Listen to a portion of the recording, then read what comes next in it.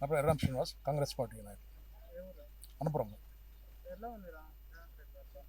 రేవంత్ రెడ్డి ప్రభుత్వంలో చాలా అభివృద్ధి జరుగుతుంది. వెనుకబడ్డ దాదాపు 10 సంవత్సరాలు వెనుకబడ్డ తెలంగాణను ముందు నడిపిస్తున్న నాయకుడు రేవంత్ రెడ్డి. రైతులు రేవంత్ రెడ్డి వచ్చినాక చాలా సంతోషంగా ఉన్నారు. ఫస్ట్ ఆఫ్ ఆల్ ఎందుకంటే మనకు 2 లక్షల రుణమాఫీ చేసిండు. ఇది అంతకుముందు మన రాజశేఖర రెడ్డి ఉన్నప్పుడు ఎలా చేసిండో ఈసారి కూడా రేవంత్ రెడ్డి 2 లక్షల రుణమాఫీ చేసి రైతుల్లో ఒక గుర్తింపు తెచ్చుకున్నాడు. అది కూడా కొన్ని అవకతవకలు, కొన్ని టెక్నికల్ ప్రాబ్లంలో ఒకవేళ రైతుల ఇబ్బంది వల్ల ఇక్కడ ప్రాబ్లమ్స్ చేయబట్టి అట్లా జరిగింది. ఇంద్రమిల్లు అనంతపురం గ్రామంలో దాదాపు 27, 28, 30 దాకా వచ్చినాయి. అందులో 15 ఆల్రెడీ కట్టారు, ఇంకా 15 ప్రపోజల్ నడుస్తుంది. లేదండి, ఇంద్రమిల్లులో ఒక్క అవినీతి జరగలేదు. అర్హులైన అందరికీ ఇవ్వడం జరిగింది. పార్టీ అని చూడకుండా బీజేపీ కానీ టీఆర్ఎస్ కానీ అన్ని పార్టీ వర్గాలకు న్యాయం జరిగింది.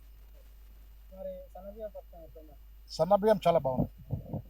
రైతులు, మన గరీబ్ వాళ్ళు, ధనవంతులు కూడా ఈ సన్నబియ్యం తింటారు. ఎందుకంటే సన్నం ఇప్పుడు మనం కొనుక్కుంటే బియ్యం సన్నం ఎట్లుంటుందో చాలా బాగున్నాయి. వీళ్ళు ఏంటంటే ప్రతిపక్షాలు ఏంటంటే బురద జల్లే ప్రయత్నం చేస్తున్నారు గవర్నమెంట్ మీద.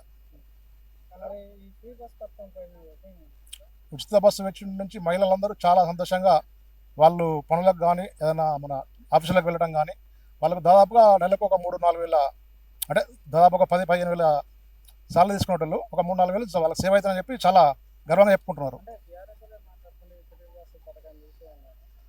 వాళ్ళు ఇక అది పథకం తీసేయమని అసెంబ్లీలో ఒకసారి చర్చిస్తే వాళ్ళకు భవిష్యత్తు గురించి తెలుస్తుంది.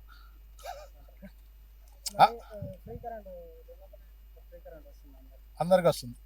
తెల్ల రేషన్ కార్డు ఉన్న అందరు మన అర్హులందరికీ ఉచిత విద్యుత్ వర్తిస్తుంది.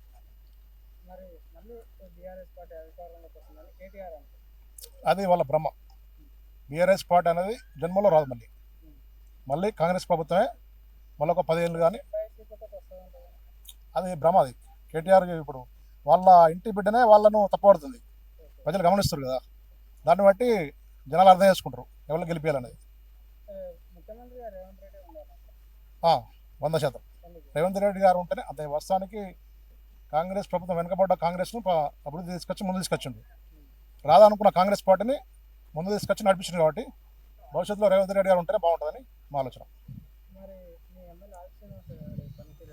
ఆలోచన ఉన్న అభివృద్ధి వెనుకబడ్డ వేములవాడ, వాస్తవానికి వెనుకబడ్డ వేములవాడను టెంపుల్ సిటీగా మారుస్తూ ప్రజలకు అందుబాటులో నిత్యం ఉంటూ దాదాపుగా ఉదయం 4 గంటల నుంచి రాత్రి 2 గంటల వరకు ప్రజలు ఏదే సమస్య మీద అయినా స్పందిస్తూ వాళ్ళ యొక్క సమస్యలు తీరుస్తూ ముందుకు నడుస్తున్నాడు అన్న. అవును, వేములవాడ టెంపుల్ ఆదిశరణ ఆధ్వర్యంలో జరుగుడు చాలా సంతోషం. వేములవాడ నియోజకవర్గం ప్రజలు కూడా చాలా సంతోషిస్తారు. దాదాపుగా ఒక 150 సంవత్సరాల వరకు గుర్తుండిపోతుంది ఎమ్మెల్యే గారి పేరు.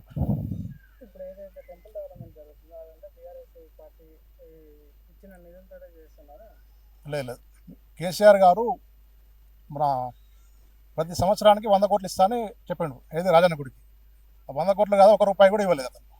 రేవంత్ రెడ్డి వచ్చినాక దాదాపుగా ఇప్పుడు 150 కోట్లు, 200 కోట్ల దాకా ఇచ్చారు. దాంతో అభివృద్ధి జరుగుతుంది. ఏమీ లేదు, ఇంతవరకు 1 రూపాయి కూడా ఏం లేదు. అత్తారిల్లు ఇక్కడనే పుట్టిన మా అత్తారి ఇన్నే, మా గుడి ఇన్నే అని చెప్పి పెళ్లి చేసుకున్నాడు. కానీ ఇంతవరకు కూడా న్యాయం చేయలేదు. ఇంతవరకు మా మిడ్మాన ప్రజలకు కూడా న్యాయం 5 లక్షలు ఇస్తానని కూడా మోసం చేశాడు. ఇవ్వలే. ఇస్తానని చెప్పిండు.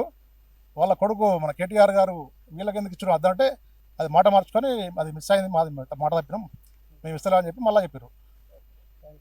Subscribe us and press the bell icon for more interesting updates.